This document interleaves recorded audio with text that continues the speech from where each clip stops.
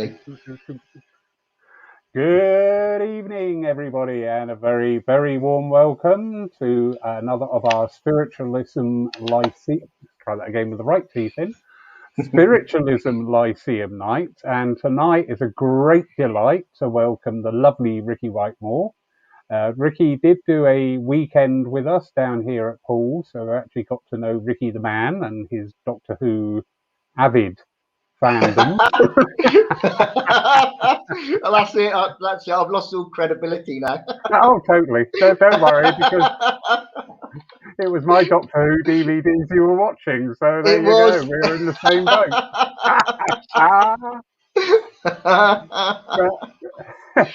That aside, Ricky is an extremely credible, dedicated, sincere, and genuine trance medium, and I believe physical medium as well has come into your remit at times, Mr. Whitemore.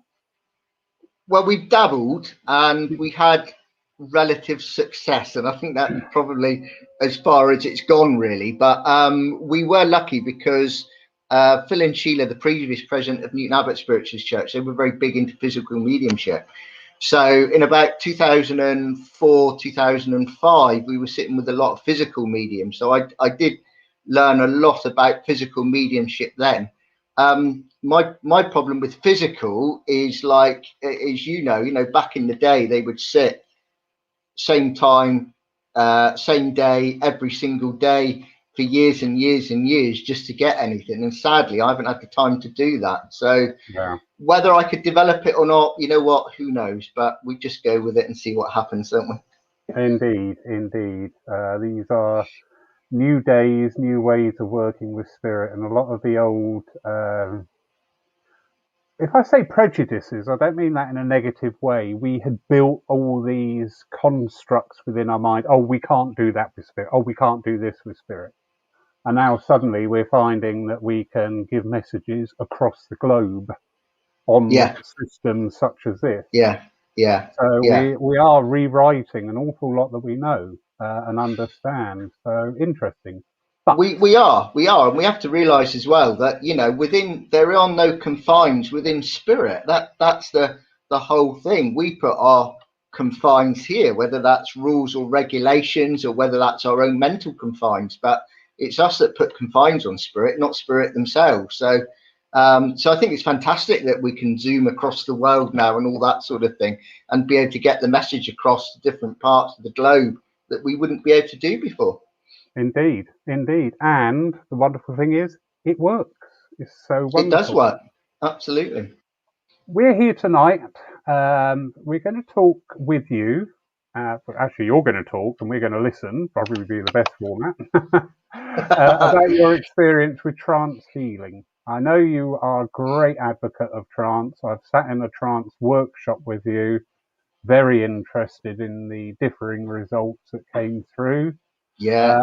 Fascinating. And it's just worked out very strangely enough. Over the weekend, we had another practitioner on working in the altered states, and it's just all come together at this time. And that's quite joyous, I think. I love the way spirit work and just bringing these topics together. Absolutely. When you trust and when you let go and go with those synchronicities, that's when, you know, spirit are really kicking in. Indeed. Yeah. And I've often said my own biggest problem is, my motto is spontaneity is wonderful as long as it's well planned and organized. So letting go has been quite a revelation for me. I think probably about 2 months into the first lockdown, it suddenly dawned on me I haven't got a plan.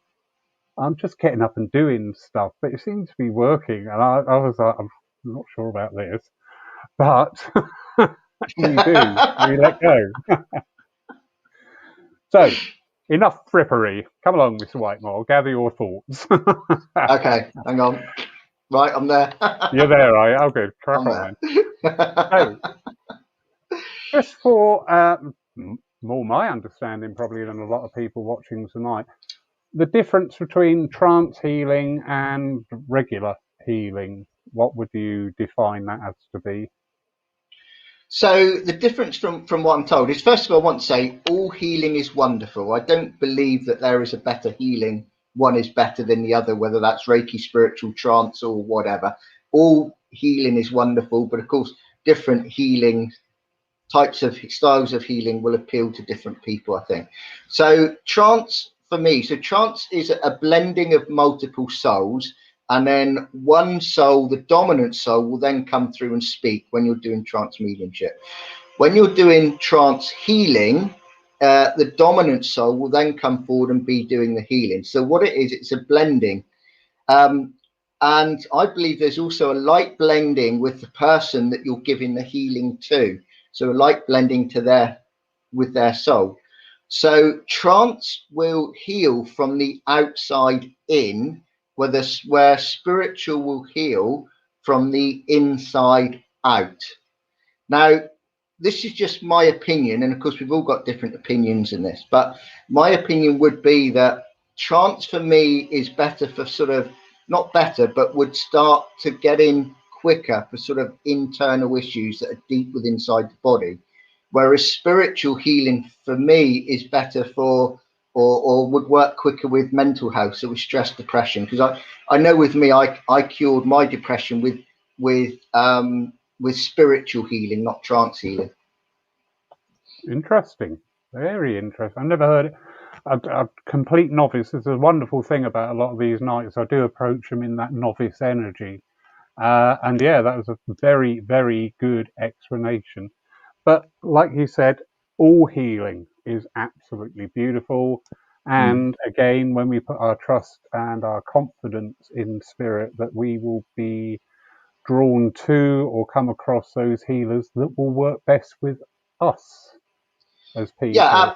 Yeah, absolutely. It's you know, it's a little bit like if you go to a mind body spirit show and you're drawn to whatever reader you want to read in with. It's the same with the healing. You know, be drawn to whatever healer you're drawn to, as opposed to saying, well, what type of healing you do, because as I said earlier, it doesn't matter whether you've got trance or you do spiritual or Reiki.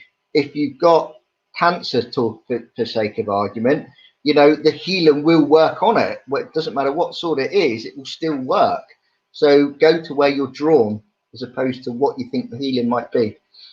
Yeah, and I am testimony to that very statement there, re the cancer. It was a magnificent turnaround that happened with me, from my family being called in sort of under the remit of, if you want to talk to him, you better come sooner than later, to me saying, I will be out of here by Christmas. And on Christmas Eve, I was discharged. Wow, that's amazing. But that was down to healing. That was down amazing. Really strong healing. I was so fortunate that I was surrounded by a lot of very strong healers. So yeah, really, really worked. You see, for me, what healing will do is healing will invigorate the soul. So it will invigorate. In that instance, it would have invigorated your soul, and it's actually your soul that does the healing, not the healing itself. But what you're doing is you're giving your soul the energy to be able to get the strength to be able to do the healing. So to me, what it's doing, it's assisting self-healing. All forms of healing is assisting self-healing, in my opinion. Yeah, no, I'll go along with that totally, because my whole mindset changed. And it just suddenly became this pure focus, and there was such clarity. You know, my mind's a little bit like a conversation with Ronnie Corbett at times. I go everywhere and smell every flower before I actually get to where I'm going. At that time, it was just like, right, we've got to do this, come on. And being used to meditating, being used to, at that time as well, communicating with spirit, I spent an awful lot of time in my bed in hospital, chatting away and going, right, come on, we need to get this moving. I need this help. Please put this in my path. I need this assist. And it's just all happening. It was awesome. Absolutely awesome. Yeah, and that's a form of, that's a form of healing in itself, because anything you can do to release, anything that gives you that sort of strength to fight what you've got, it doesn't matter whether it's belief in spirit, belief in Jesus, belief in Buddha, it doesn't matter really. It's all an energy, and it's all on a healing vibration, no matter what our beliefs are, as long as we get that strength we need to be able to fight whatever we've got going on. Indeed, and very interesting, I find, in spiritualism. Every practice we do has its roots in healing. Every practice, mediumship, philosophy, it's all based on healing. So Well, you know what? As soon as I took it, so I would just say, as soon as I became president of Newton Abbot Spiritualist Church, the first thing I said was, healing will be the foundation of this church. I want it to be a church where anyone can walk in and just sit in the energy and walk out if they want to. And then as long as they've got that, whatever they need from it, then that's it. It's done its job. So for me, as you quite rightly said, to me, healing is the foundation of spiritualism as a more than mediumship, definitely more than mediumship. Indeed, indeed, indeed. So a big welcome to everybody joining us. So nice to see so many people that made it online tonight. Questions are starting to come in, which is wonderful. Being asked, what's the difference between a trance healer and a psychic surgeon? Oh, that's very interesting. That, I mean, psychic surgery. Do you know what? I would absolutely adore to do psychic surgery. I would love to do that because I've seen so much stuff happen with that. So basically, what's happening with it? In some ways, it is similar. It's just the word psychic that's different because realistically, a trance healer is a blending of spirit and an exchange of energy, whereas psychic surgery will go direct to the point, and then actually that is actually spirit doing the work there to do whatever needs to be done, whereas trance healing is more about an invigoration of the energy to allow self-healing. Love it. Yeah, absolutely love it. You know me, I'm a bit naughty at times. We had a lovely gentleman healer from another church who used to visit us regularly, and he was beginning to work on this psychic surgery side of it. Was he? And he and his wife are overjoyed about it, you know, and the wife especially said, "Oh, it's so wonderful, it's so wonderful." I said, "So, what are you going to do with all the bits you take out? Are you just going to put them in your dustbin in the kitchen?" She went, "Oh, I hadn't thought of that." Do you know, I can remember years ago going to having a really bad back for months on end, not being able to do anything with it, and I went to see a psychic surgeon, and it was at Spirit Quest actually, and one of the chaps there, I can't remember his name now, but all I can remember is lying there feeling what looked like Victorian surgeons around my bed, because they had the old things that they used to wear there. And I can feel them there, and then I could feel them working on my back. It was like it's like a little load of beetles going like that on your back, and then I could feel them tie the stitch up at the end. And then when they'd finished, my back pain hadn't quite gone, but it had pretty much gone. And within about a week, the pain had gone completely. Now I'd had that back pain for months and months. Amazing, absolutely amazing experience. I think I know the gentleman you're talking about because he was due to be here to do an actual workshop on that. And I remember the caveat was with the attendees, it was a very limited number, and the advisory that you will see my team of surgeons at work. Right, yeah, Victorian age, and I just so disappointed. But so it must be him, yeah. Because he didn't say that before or afterwards. He said, "Well, what did you get?" And I said, "Well, this is what I get," and he just smiled at me. Lovely. Jamie Williamson, he's just asking, could you explain any difference between magnetic healing energy and spiritual healing energy? Okay, so I mean, basically, the word there is energy, and everything comes down to an energy and a different type of energy. So as I get it, and I don't know a lot about magnetic healing, so excuse me for this, but as I understand it, again, spiritual healing energy will sort of invigorate the soul, whereas magnetic energy will actually draw the pain out of the body. As I'm led to believe it. But so I don't know an awful lot about magnetic healing, but you know, again, it's like everything. Magnetic healing will work so long as you give it that opportunity. So I know a lot of people have, have said to me over the years, oh, my wife's bought me these magnets so they don't work type thing. And I'm like, well, how long have you had it on there? Well, about 3 hours. Well, give them a chance. It's like everything. Crystal healing, everything works on a vibration. And by whether you're using spiritual, trance, magnetic, psychic, everything is about trying to get the vibration, the best vibration to give you the maximum healing. Definitely. And like any work with spirit on whatever level, it is a partnership issue as well. Absolutely. You've got to be as big a part of that healing process as whichever therapy that you are undertaking. Because, if I'm going to sit in and say, right, so tomorrow I'm going to be miserable and it's not going to work, well, guess what? Tomorrow I will be miserable and it won't work. If I say to myself, get off, get up, get out and do something and enjoy it, you bring that energy in. So it's always, absolutely. I always say to people, when you work with spirit, you are not a passive party. You are a 50-50 partnership. And if you're not, you need to up your game.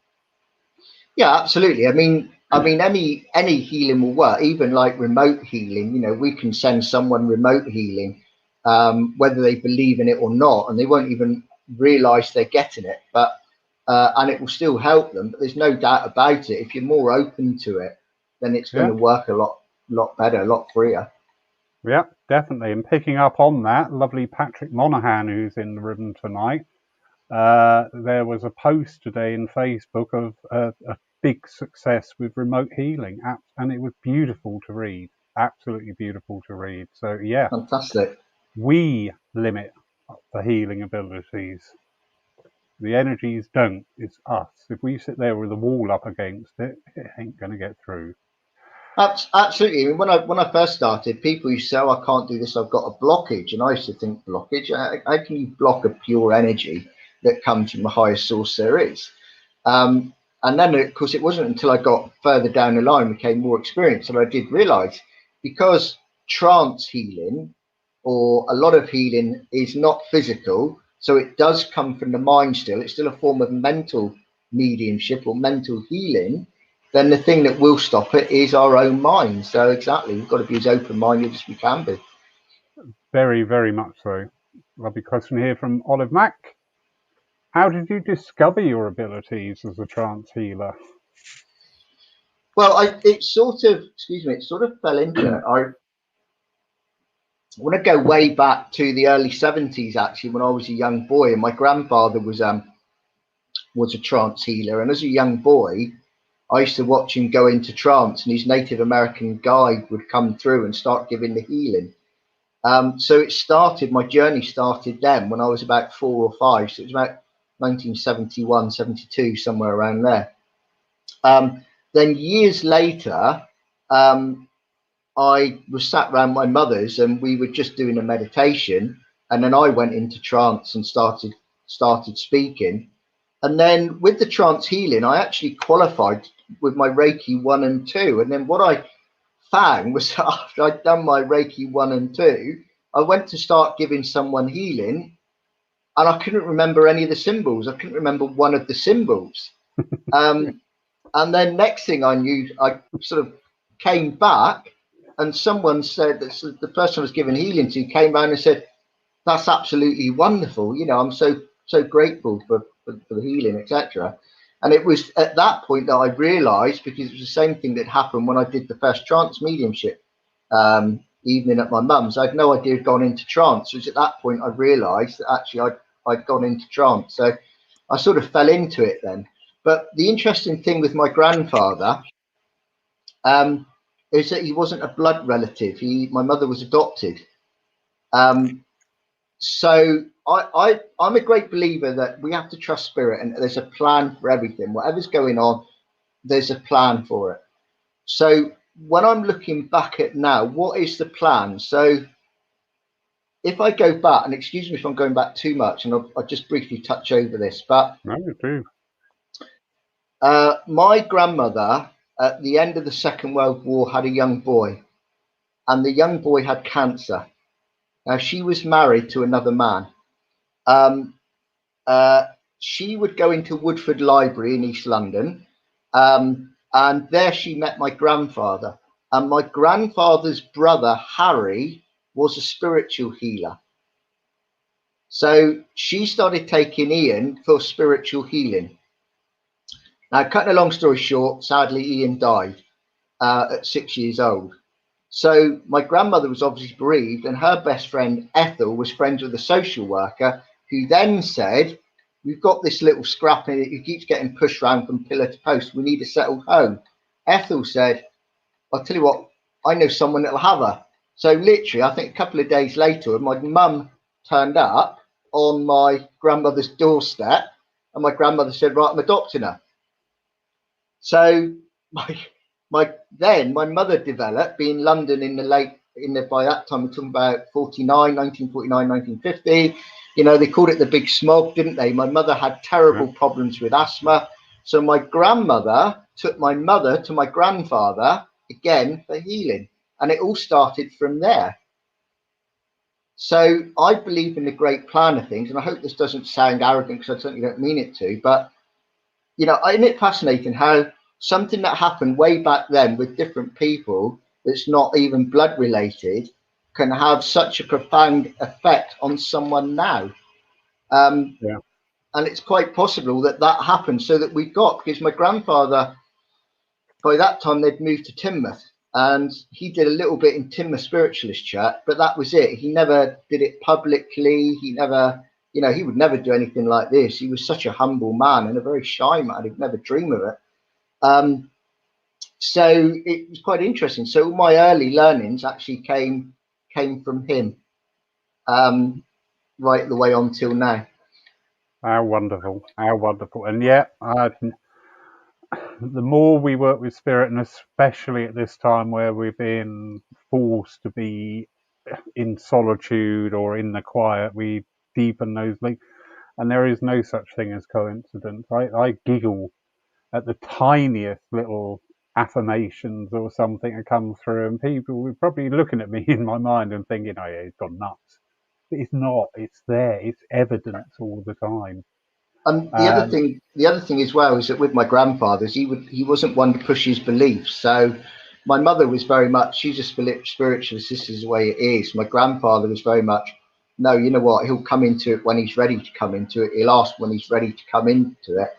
And actually, he was a Christian spiritualist. So I would see him in the kitchen listening to classical music and reading like the Bible and things like that. And at that point, I would say to him, what you doing? Well, I'm reading what's the Bible type thing. And then I might ask him about spiritualism, and then he would talk to me about it, and that'd be it. And then I wouldn't hear anything again until I spoke to him again about it, which I've been like that with my children. And now my eldest daughter's starting to get interested in it, but from a different perspective. So it's quite interesting, really. It is. And I think it is such a gentle, natural way of introducing these different elements. All us kids are rebellious. It's time for bed. Yeah, No, tell me about it. Eat that. No, I don't. When we're told to do something, it's a natural reaction for kids to be pushing the boundaries to find out, how far they can push and when to stop, more importantly. But when you've got that natural background going on, that, your mind will then become receptive at a certain stage and go, what's that about?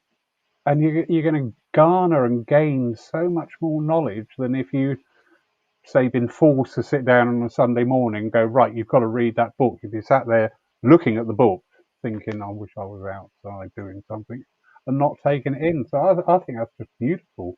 Yeah. Well, I think, do you know what did it for me was I always rebelled against it. I mean, as a kid, I was always in trouble with the police and everything. No.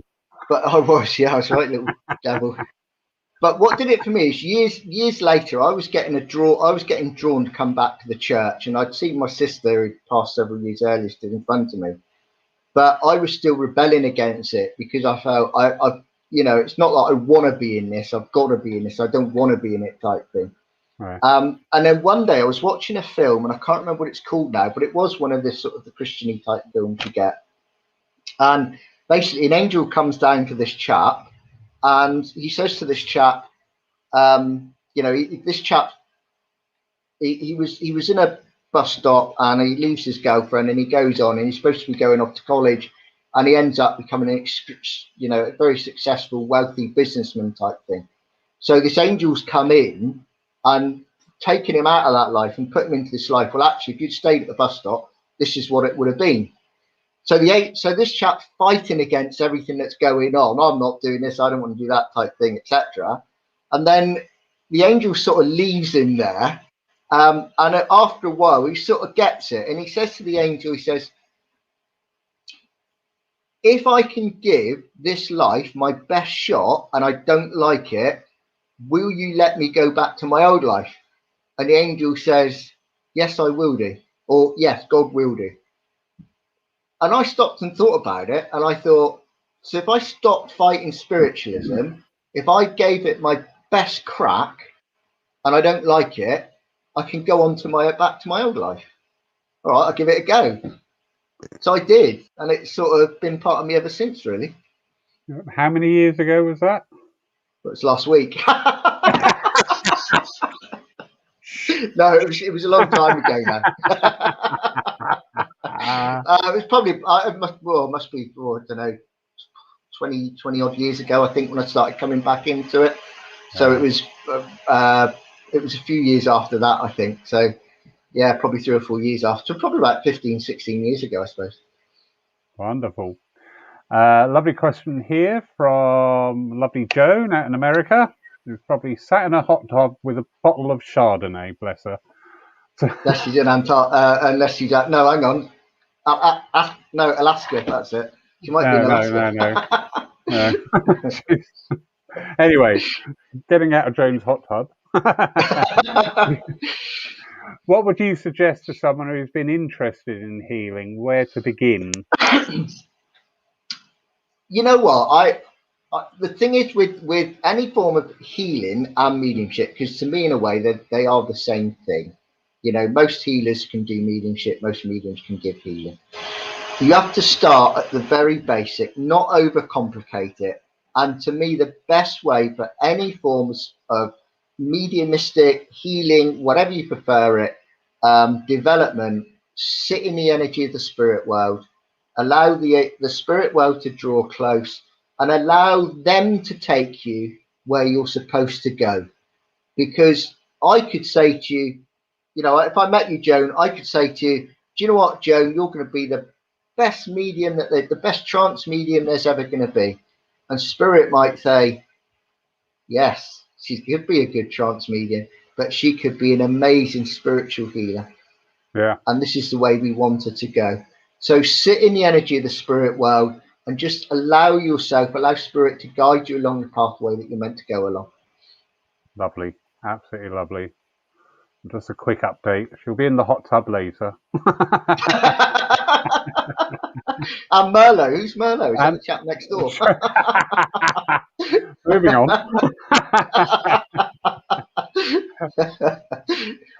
Lovely Sue Townsend, absolute rock of mine, brilliant lady. Do you find that there are phases where a number of people who come for healing appear to be suffering from a similar disease, health issues, followed by another phase where you have I get what you mean there. Yeah. So the people coming to you, do you find that they come in ways presenting the same issues? You know what? The one thing I've learned is that the whole world evolves around energy. Everything is about energy, and healing is just another form of energy. And when I first started getting into this, and it didn't matter whether I was doing healing or readings, what I was finding was that the people coming to me was having the same complaint as I was having, whatever that might be. I mean, in the beginning, it was I was a bit like, it used to freak me out actually in the beginning, because it was like, whoa, hang on a minute, I'm going through that myself at the moment. So yes, there are times when people go within waves, and there's also times where people will replicate what you're going through, because I'm a great believer that spirit will send people to people that have got similar life experience.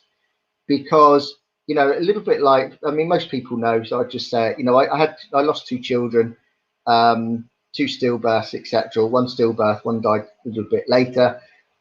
So for a long time, I had a lot of people come to me who had lost children, because whilst, you know, I'm not a woman, I can't imagine what it's like to carry a child for 9 months and then it not make it. But I can from a man's perspective. I understand the emotion around it all. And so I was getting a lot of people come to me that have been through similar circumstances, because I think Spirit is saying, well, you know what, he's got experience of this, so we'll send this person to him because he's sympathetic to them. He sort of gets where they are in life.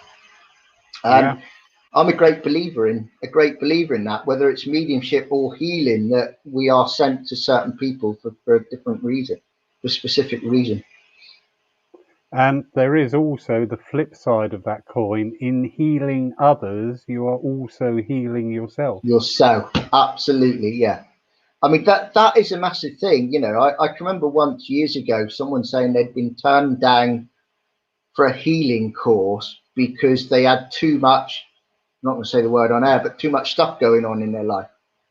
And yet to me, because they had been through so much in their life, actually, they were the perfect person to start a healing course. Yeah. Yeah. And is that true, isn't it? Healer, heal thyself. Very true. And I agree. And healing, I know everybody, we're drifting off of the trance healing topic. We will come back onto that, I promise you. But healing is very important. I've known some people who earlier lives were sort of like a car crash wrapped up in a bombshell with a few explosions going off on the side. You know, they lived a very dodgy path, but they became great healers because they'd been there, and they could really empathize and help those who were on the edge or started on that path. And I've seen some amazing work with people. And a lot of people, if you'd seen them in the street, they'd cross the street so they didn't have to walk by them. You know, which is a bit sad. Yeah, I'm a great believer. We have to go through this because it teaches us what we need to know to be able to do what we do. Because, you know, we don't do it. To me, the healers, and I'm going to put mediumship out of the way now, but healers are on the most times the most selfless people I know. You know, they do healing for no other reason other than to help people.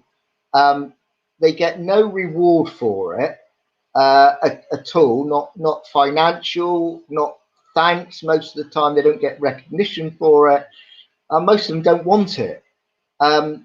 And to me, it is that which also makes healing so wonderful, because it is completely unconditional, really. I've always said, you know, there are 4 types of mediumship, because a healer is a medium, be it in trance or be it in the regular spiritual healing. They are channeling from spirit, which a medium does. They channel from spirit. Absolutely. So healers are mediums, but it's not often acknowledged or recognized. And I think the healer's lot or task in life, as a platform medium, I get that instant result. You know, can you understand this person? I've got blah, blah, blah. Yes, I can. Ta-da! You know, that's it. That's that pact has been met and tied, and I've got that visible result. Healers can quite often work on and on and on without that sort of feedback. It's wonderful when you do get the regular people coming in and say, you know what, actually, I am feeling a lot better. But they go through the ultimate in what we dread in spiritualism of the trust trail. And it's just absolutely. And then, of course, you have to put up with, I can remember someone saying to me once, years ago, Roman said, well, I went for healing once and it didn't work. And I can't remember what the problem was now, but I know they were on medication. And I said, well, would you take 1 tablet and expect it to work? And they said, well, no, of course I wouldn't. I said, well, it's the same with healing. If you want the healing to work, you have to keep going back. But the other thing I will say with healing as well is, don't wait to be able to have it.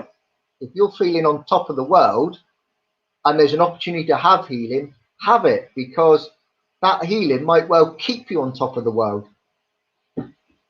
Very true, very true, very true. just going through the question. Serena, the lovely Serena, excuse me. May I ask you how it is possible sometimes to have spontaneous healings of chronic diseases only after an amnesis talk? Is the voice or are the spoken words the vehicle for spirit power to work? Right, yes, I have heard of this. Healing by the word. So I'm going to have to read this. That's all right. I don't know if you've ever heard it or come across it, but there is a way out there which is called healing by the word, by the spoken word, where there'd be no contact or anything. Yeah. But the healer would actually direct vocally those healing energies towards people. Yeah. So I've got two experiences of that. One where I used to manage children's homes a while ago, quite a long time ago, and my boss was a Baptist, and he used to give healing in tongues, and it was quite interesting because literally I believe in any healing. So he said to me once again, I'd put my back out, and he said, well, let me give you some healing, and I lied on the bed, and he said to me, what are you doing? I went, well, wait for you to give me some healing. Because in the children's homes, there's beds, so we'll say, because they were residential, that's where the bed bit comes in. But anyway, so he literally said, no, sit in the chair, make yourself comfortable. So I sat in the chair, make yourself comfortable, and he just spoke to me in tongues. And the other thing as well is I was also I've been married twice, but I was also married to a Muslim girl. And in Islam, they are very big on spiritual healing. And their spiritual healing is literally, they will have people go round and they will read the Quran. Now, to do that, you have to have a specific sort of voice. So I don't think me with my Devonian accent would be any good at it particularly. But if you recognize that everything works on a vibration, healing is just another vibration. Spirit is a vibration. Music is a vibration. Voice is another vibration as well. So if you can sit there, relax and listen to someone's voice, and it puts you in an altered state of consciousness, which is what healing trance can do, then it will work as a healing energy, and it will really get in there and start working. So it's all about vibration, about relaxation, and really getting in there on a conscious level, subconscious level. Yeah, no, very, very interesting.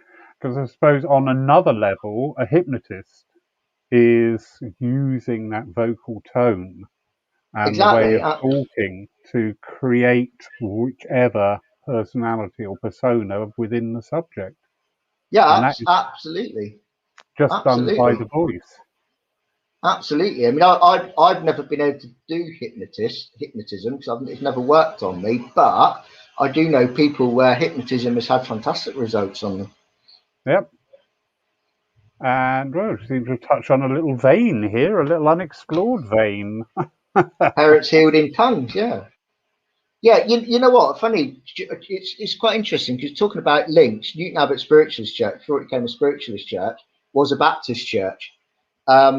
And John, my boss, was a Baptist. And when he said we got talking, and I'm a spiritualist, first we was like, but when we got to know each other, we became best friends. And whilst I had no idea what he was talking about when he was doing it in tongues, it was absolutely fascinating. And there's no doubt about it. When I sort of relaxed into it and I came back out of it, felt amazing. And again, the back pain had gone. Yeah. Again, it's a vibration. I've sat in lovely Jack, who's in the room tonight from Denmark. I've sat in a couple of their services, and my Danish is, it's not. It's no good whatsoever. But I just feel, I just get what's going on. Yeah, I feel the energy from what is being said. So yeah.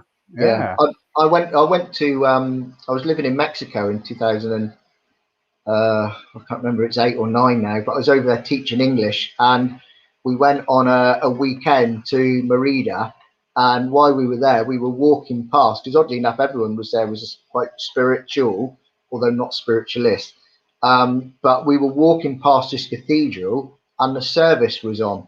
So half a dozen of us said, look, we want to go in and listen to this service.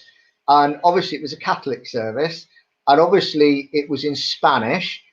But I tell you what, the energy in that church, cathedral, wherever it was, I mean, it was a big church, it wasn't a cathedral.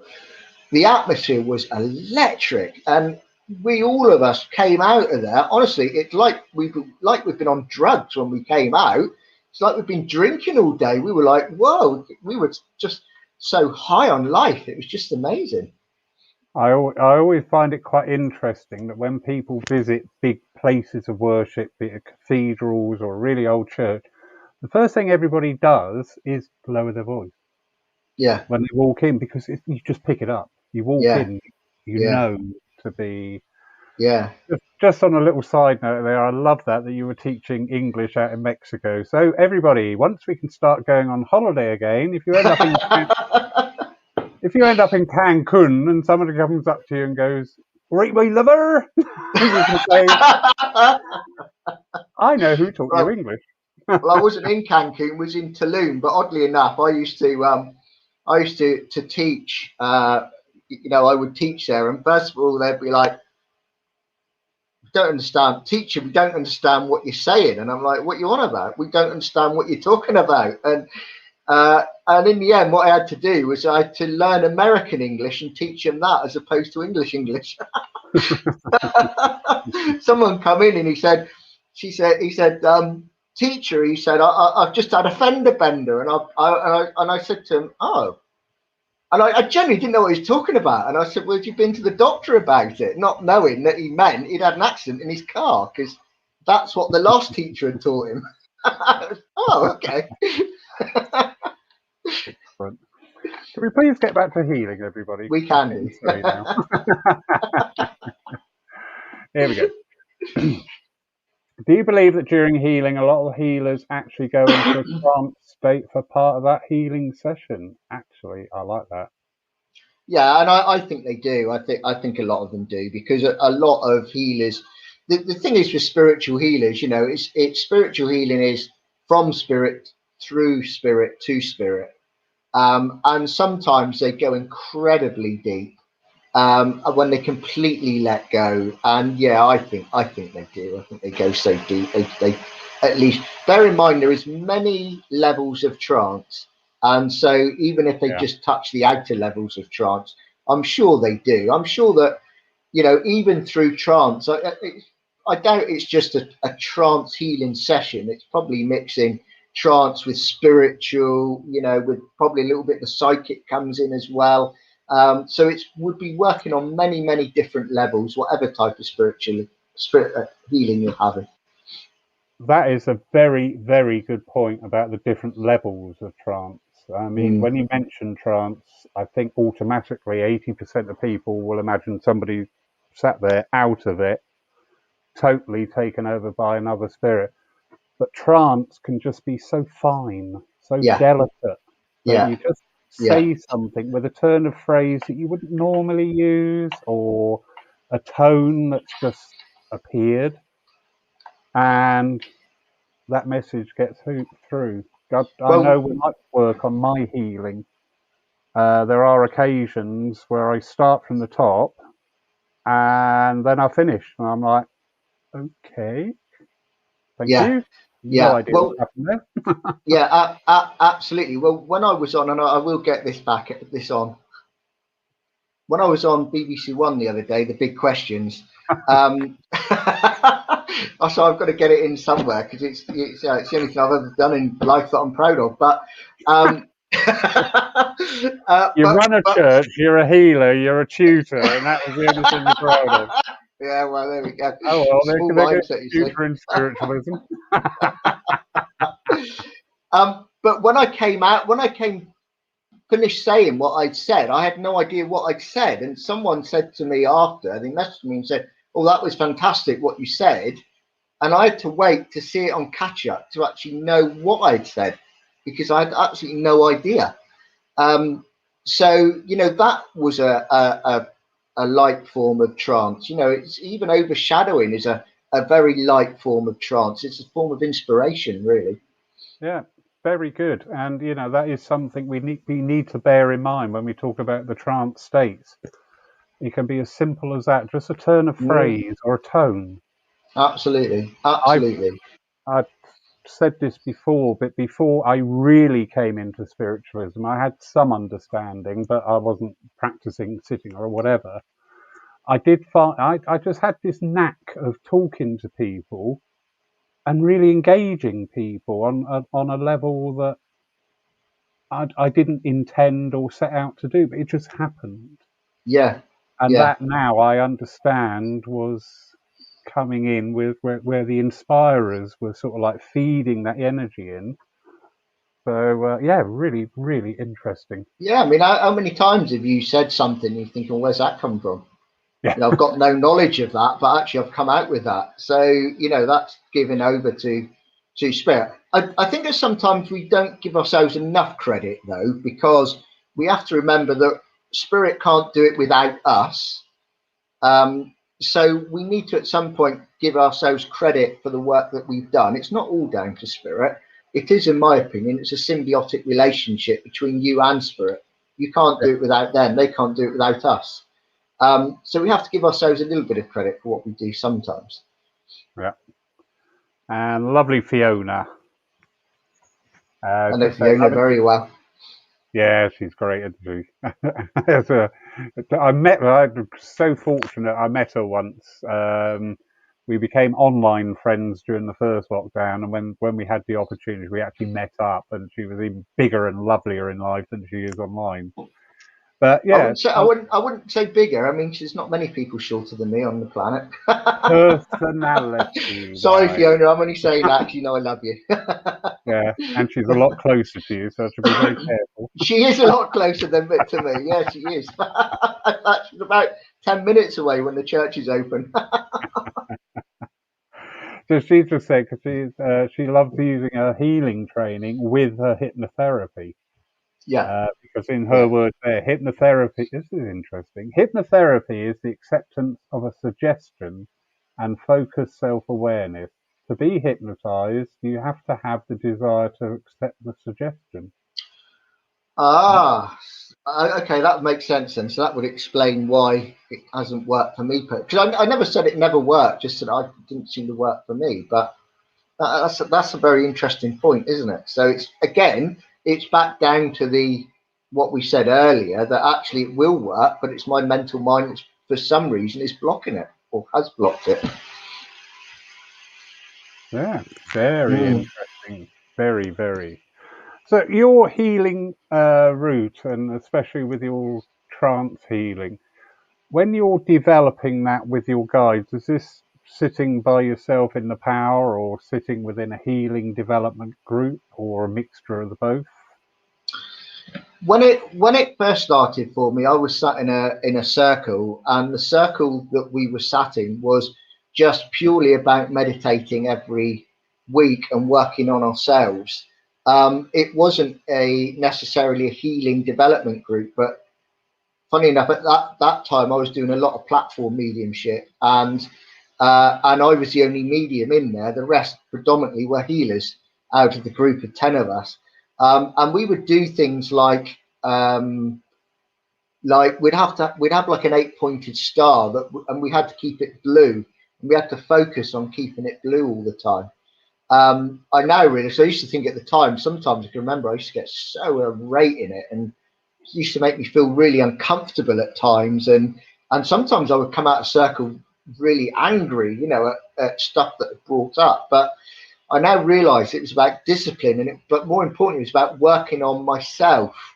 Mm. And it was about overcoming a lot of my hurdles that I had, a lot of prejudices that I had at the time, changing my belief thought pattern as well, to make me as open as possible, to be as pure a channel for spirit as I could possibly be.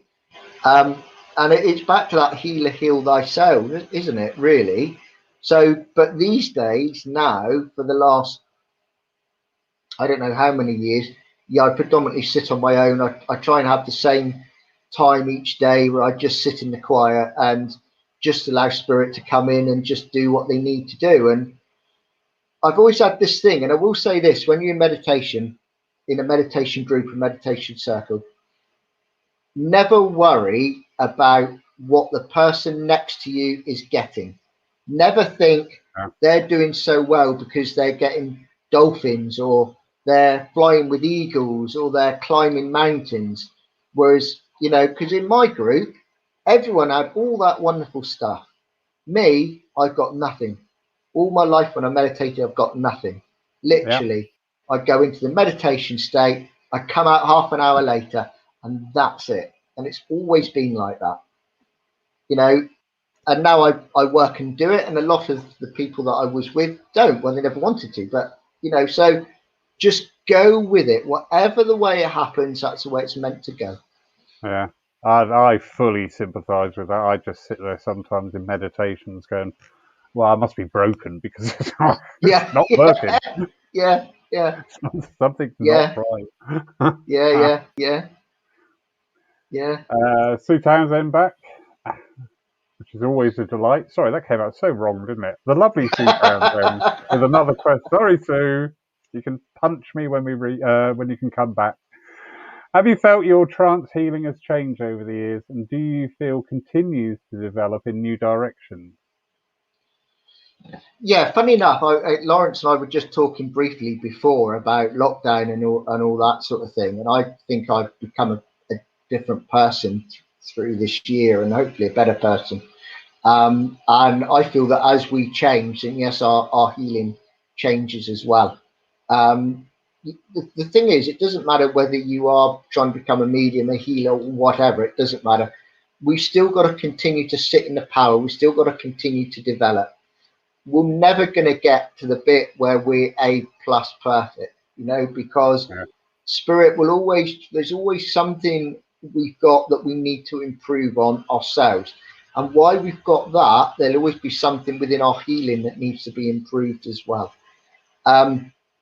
So yeah, I firmly believe that things are changing, and that obviously I haven't done any healing for a long time, but when I start doing it again, hopefully in May, because that's when I think we can start doing it, then definitely I think things will change. Yes. Yeah, and that is a truism. No matter what the spiritual practices you follow, you will never be top of the hill. No. Everything you learn raises about another 10 questions, is my experience. So it's an eternal progression. Absolutely. The more you learn, the less you know, isn't it? It's it's amazing. And when you bear in mind the amount that we know, we're not even scratching the tip of the iceberg with the amount we know. It doesn't matter how much we think we know. We actually know very little. But contrary to that, apparently, my Danish is fantastic. We're there. So was mine. It had currants in and a little custard bit in the middle. Ignore the ish at the end. I'm sure that's some Danish familiarity. Anyway. Do you know what? I worked in Denmark a couple of years ago, and they're fantastic people over there to work for. They're very lovely. Very open to spirit, very open to spiritualism, and there's some fantastic up and coming Danish mediums coming through. Amazing. Very much. Yeah, very much. Sarah. I did my Reiki 1 and 2 20 years ago, but I found doing the symbols with my tongue distracting, so I don't do them. I find instead that I mentally focus on the area and send my energy to that area. When doing it through Indian massage, I feel myself get a great feeling of relaxation, almost sleepy, yet still focused. It just feels right doing it this way rather than using symbols. Am I a rebel? No, actually, I would say you're a brilliant healer because you're doing what comes naturally to you. You can't. I think with healing, you've either got it or you haven't got it. You need to be a specific, a specific sort of person to do healing. And when we're being taught stuff with guidelines, etc. But Spirit is such a pure energy, and they will work with you in the best way possible for you to do the best possible job you can do. So if that means to say that you don't use symbols, like with me, you know, I learned my Reiki symbols, came out of my Reiki class, completely forgot them all. To this day, I don't know one Reiki symbol, because I wasn't meant to work that way. And it sounds like you're not meant to work that way either. Spirit will use you in the best way for you to help other people. Yeah, I found an awful lot of the time that healers come into healing through Reiki, because these are the disciplines that are sort of like well known. So somebody gets this, I want to learn something about healing, and then Reiki comes up. And a lot go on to be wonderful Reiki healers, but also a lot also go on to saying, well, actually, no, I feel more drawn to this. But I will say this, Sarah, if you think you're a rebel, you be a rebel, because absolutely, that keeps definitely, you and everybody else definitely, around definitely. you on their toes and alive. So you go, girl. Definitely. But I will say though, when I went to get my insurance, they wouldn't let me have it on trance because he didn't understand what it was. So part of the reason I did my Reiki 1 and 2 was so that I could get insurance to do healing. Yeah.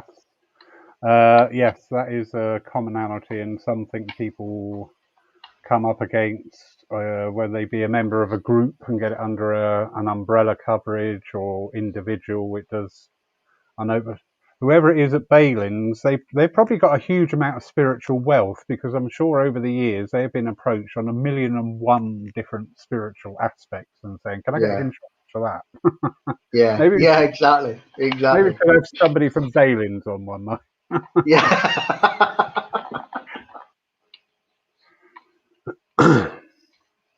Oh, there we go, Nicola. I believe the intention is more important than the symbols. I do put the symbols on my palms before I start any healing. Nice underlying statement there. I love it. I think intention is actually the main part of it, really. Absolutely. I mean, I've got no doubts at some point that spirit will use you in a way that you're supposed to be used, and probably you might think that you're giving Reiki symbols, but actually you might not be. Spirit might just be channeling the energy in there. It doesn't matter really. We're all just pure channels, I think. So it's just really how we can do the job the best way. Yeah. And if you picked up on the same energy as I did there, it's the intent. With all things spiritual, it is your intent. You can go in and converse with spirit glibly, or because I feel like I should, and that's the energy you're going to get back. Or you can go in there and state your intent and say, listen, we really need to try and achieve this because it's of service, because it's going to enable healing to flow, or to help somebody at that time. Because when you go in with those intents, the intents of service to others, to me, they are the most powerful intent. I agree. Because it comes from there. It's not something you've constructed up here. It's actually come from your heart. And when you come out with that intent, well, then, do you know what? You can move mountains. You really can. Yeah, absolutely. I mean, you've only got to look at Harry Edwards. I doubt Harry Edwards started healing because he thought, I want to be a well-known healer and known for X amount of years after my passing. You know, he went in there because he wanted to do healing. And it's that healing got him to where he was. Oddly enough, my mother, I found 2 letters at my mother's from Harry Edwards about because my mother also lost 2 children. When the first one died, he wrote to my grandparents, oddly enough. So I don't know what the connection was between them and Harry Edwards at all. How lovely. How lovely. We did have an evening with the team from Burroughs-Lee on one night. Really? And one of the revelations there, that Harry would sit there and answer every letter. Every letter was responded to. Well, he comes over as that, that sort of old school type gentleman. My grandfather was very much like that as well. For them, there was no ego. It was purely for the love of spirit that they did what they did. So that I can believe that absolutely, completely. Yeah. Joan just getting ready for the hot tub. You can hear the wine being. If you listen carefully, you can hear the cork pop any minute. Interesting. Does the person being healed have to have the same belief and intention? No, I think it just helps have an open mind, really. An open mind and an open heart. That's all they need. I mean, when I had the healing from, John, my boss at the time, who was the Baptist, I had no belief in baptism. I still don't now. But I was open minded because he wanted to help me. And it was that allowed what he was doing to give me the healing that I needed. Indeed. And also, this is the practice of if I hear or see an ambulance going past, I send out healing to all the family.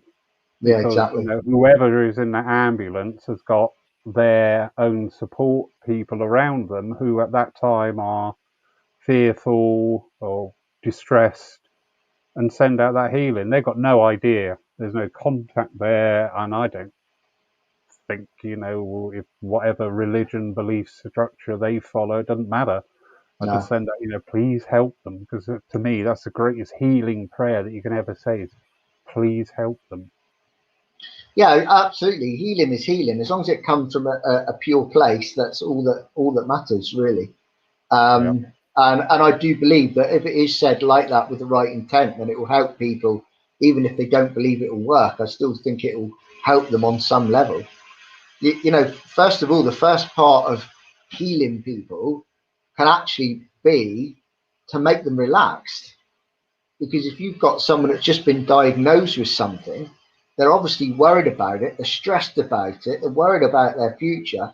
And if they can come to you and for 10, 15 minutes, you can make them relax and forget about what they've just been diagnosed with, then that is the first port of call. That is the first port of healing, first part of healing. Definitely, definitely, definitely. Ricky, what a lovely evening. It didn't quite go the way I planned, but never mind. Everything goes the way it's meant to, doesn't it? But everybody's enjoyed it. Lovely comments coming in. Thank you, thank you, thank you, everybody. I wasn't ignoring some of the side discussions going on there, but it just, you find you sort of like sorted that out yourselves about the pets, etc. Healing is a gift that we can all work with, whichever level of trance that you work in as well, be it very light or totally out of the picture and in the room next door, matters not, because healing comes from the heart. That is the most Absolutely. important thing everybody should remember with their healing. And everybody is a healer. Everybody has opportunities to help healing. It would be a conversation, helping somebody, buying somebody Yeah. coffee if they're looking down, especially at this time when you're out and about and you see somebody looking a bit down, just go, hi. If they talk to you back, great. If they don't talk to you, don't acknowledge you, great. You've made yourself available. Ricky, Yeah, sir, what a agree. lovely night. So nice to catch up with you again. Yes, and you. It's been far too long. We'll have to do it again soon. Oh, definitely, definitely, definitely, definitely. Hopefully after the hairdressers have opened, eh? Yeah, I sort of quite like it long, but it's sort of getting a bit wispy up here now. Sort Ladies, any tips?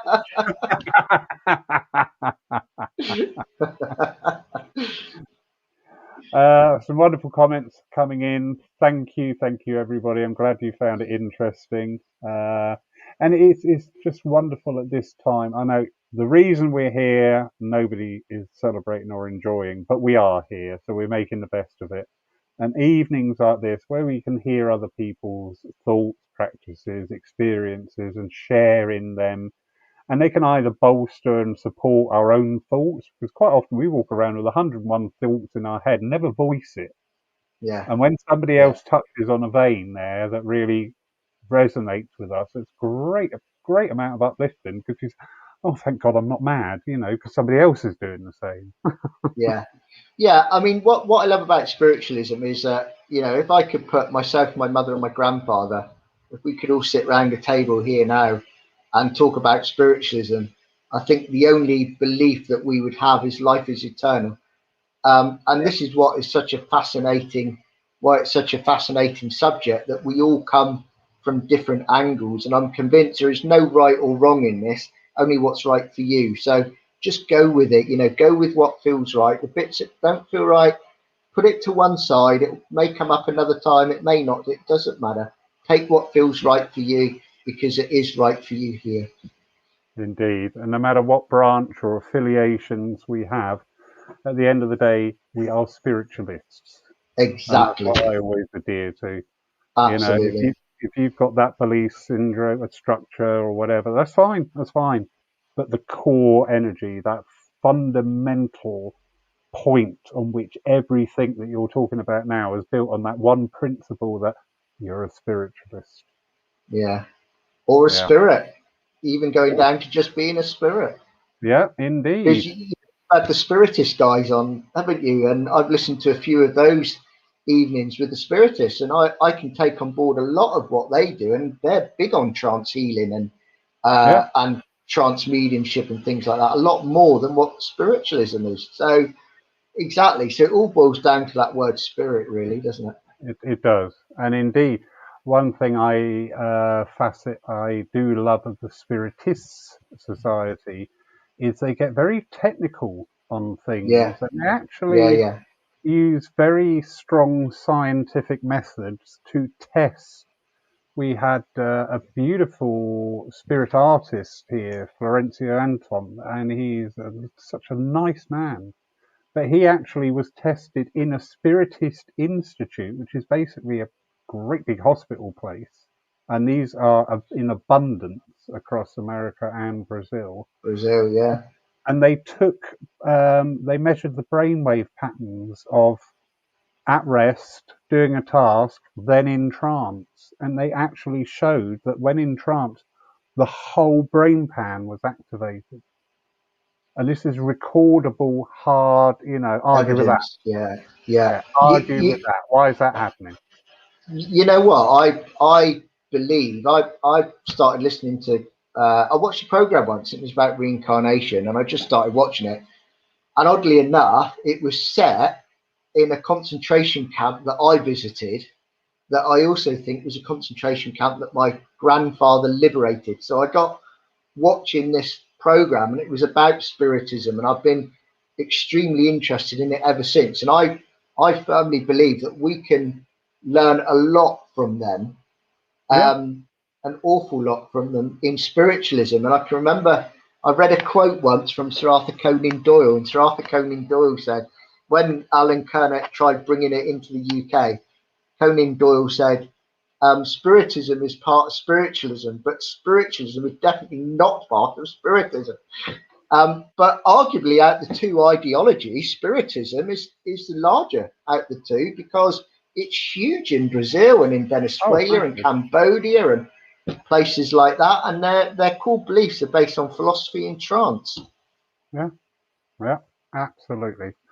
So some absolutely lovely comments coming in, and again, worldwide congregation. I just love this at this time. Oh, absolutely. We're getting Let's hope they people. come to visit us. Yeah. No. Let's hope we can go and visit them. Well, yeah, absolutely. Get that hot tub going. Me and Lawrence are about to set off.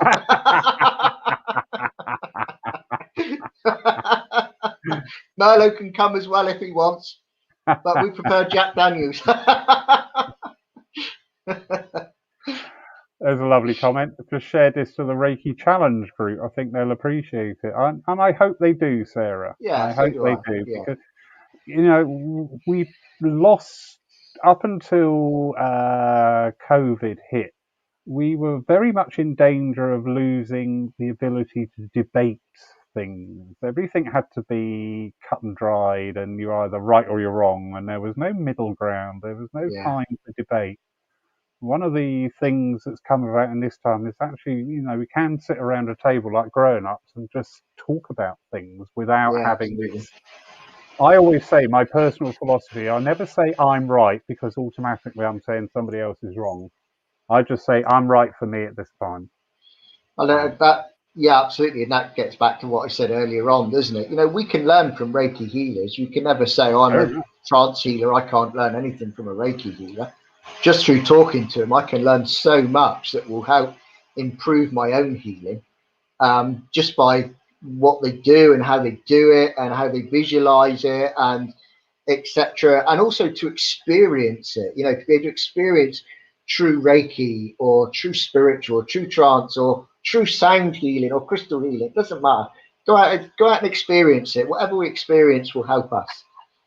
Yes, most definitely. Most definitely. A lovely comment there from Helen. And that's nice to hear. Spiritual healer under education. Lovely phrase. Yeah. Yeah, But absolutely. I love that. how nice is that? Even at this time, we are still being able to learn, progress, and grow.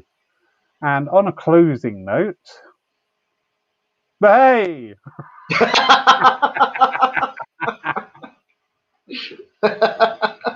I'm going to pack me budgie, smugglers, and I'm on my way. Actually, do you know what? There's a few places I've never been to, and Denmark was one, Berlin was another, America's another. I've never been to America. But I put the thought out to Spirit one day, I really want to go to Denmark. And then I got the offer to work. And then it was like, oh, I want to go to Berlin. I'd love to go to Berlin. And then the next thing I know, a chap from Berlin said, do I want to come over and do a weekend? So the next thing is America and Japan. I've been asking for Japan for years, but nothing's coming up on that yet. This is I don't true. I don't want to work though. I just want to go there and see the place and get involved in the culture. This is true. It's not a boast, but it's just true. And picking up on that energy, what you just said. I'd sat down pre-COVID and said to Spirit, come on, I really want to spread my wings. I want to be working out of the area. It's so difficult sometimes when you work in a small area, you see the same congregations. It's nice for me to be able to work in somewhere I don't know, people don't know me, and you just can really get into it, sort of thing. So the next thing, I got an invitation to go and work actually out in Brazil, and I was Did like, you? "What?" Wow. I said when I spread my wing, I only meant Southampton or maybe London. So be careful what you ask for. Well, funny enough, I wanted to go to Brazil before Mexico, but I wanted to go over there and do conservation work with the Amazon dolphins. That's what I wanted to do. And then I said to Spirit one day, I said, right, what do you want me to do? And I sent away for this charity book. I had all these wonderful things. And I opened it up and it said, teaching English in Mexico. And I'm like, really? What do I want to do that for? So I put the thought out, do you want me to do teaching English in Mexico? And the next day I switched on my television and it was on some random channel that I would never watch. And it was a program about working and living in Mexico. So I'm like, right, okay, that's where I'm going. But I tell you what, it was such a wonderful experience. And there were some Mexican healers out there. And again, of course, their healing, I don't know whether they would describe it as spiritual, trance. I don't know, but they were healers and they were marvelous. They were just phenomenal. So, definitely I was meant to be out there for them, just to see them and to experience that wonderful gift that they have. We've had a couple of shamanic healers on our evenings, and that is so interesting. That Yeah, I can really is imagine. just so interesting. Absolutely wonderful night, Ricky. Just very quickly, everybody, run through some calendar dates coming up. As you've heard us talking about the Spiritists, we rejoin them this Friday night at 7:30 live here on the church Facebook page or the YouTube channel. And we have Dr. Dan Assisi giving a talk on forgiving your enemies, which will be interesting. Dan is a very gifted speaker. He's such a nice man. He really is. And he's an absolute dream when he's talking and orating. So that's this Friday, 7:30. Saturday night, we have our Zoom presentation with Debbie Walker, who will be doing a talk on an introduction to sound healing. I'm just loving the way all these threads are coming together. It's not planned, but Debbie Walker will be doing an introduction to sound healing. And we've got the lovely Fran Moore-Hill will be your host on Saturday night. So you get a rest from my ugly face for the 24 hours. You would be pleased to hear. Sunday morning, we have our online Zoom service at 10:45 with Anne-Marie Hogan. And then in the afternoon, we have a live service here within the church, which is streamed live onto our church Facebook page. And we welcome back Ashley Oliver, who will be taking that service. Meditations Monday night at 7 o'clock, Saturday morning at 9 o'clock on the church Facebook page.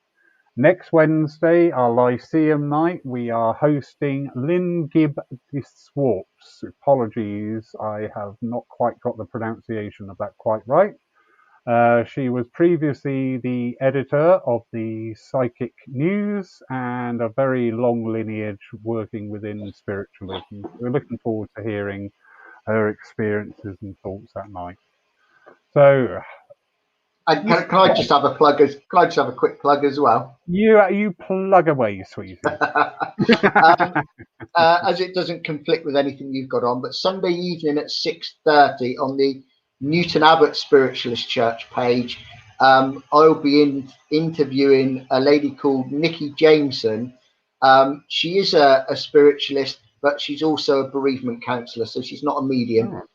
So we're going to be talking to her about bereavement counselling and techniques and how we can cope with obviously bereavements, because, you know, spiritualists or not, we still get that, you know, we still need it at times, don't we? Very much. Yeah, very much. I do like practical things. I do love the practical things. Ricky, absolute delight talking to you tonight. Thank you, thank you, thank you. You've lifted my spirits no end. No, thank you for having me. That's all right. Put your invoice in the post.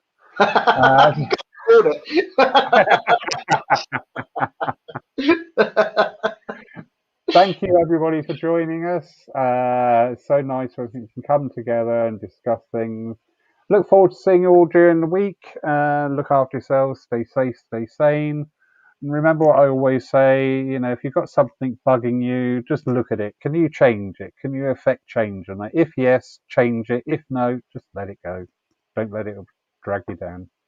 Look after yourselves, lots of love, and we will see you all again soon. Bye, everyone. Thank you.